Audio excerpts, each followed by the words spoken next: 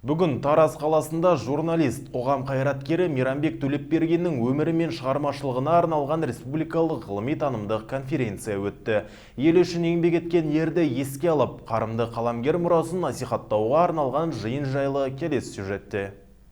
Мейрамбек Төлепберген қалам қуаты мен қайраткерлік қасиетін қатар ұштастырған тағылымды тұлға. Қарапайым құрылысшы болып еңбек жолын бастап, ел парламентінің мінберіне дейін көтерілген азамат өмірдің әр белесін маңдай тері мен табандылығының арқасында бағындырды.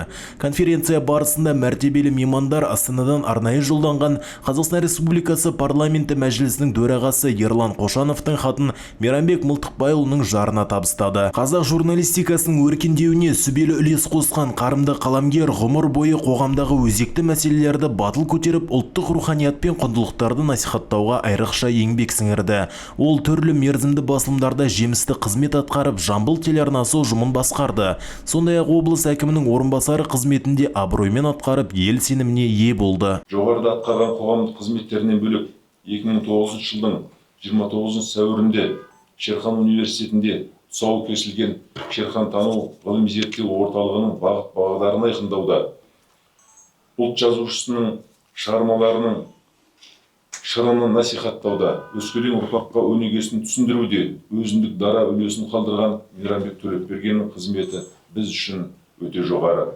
Конференция барысында Мейрамбек Мылтықбайұлымен қызметтес болған, көзін көрген аға буын әріптестері мен тәлімін алған шәкірттері ол туралы ой толғады.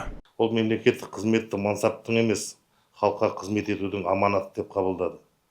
Кез келген мәселені сабырмен саралап, парасатпен шешетін кемел басшы бола білді.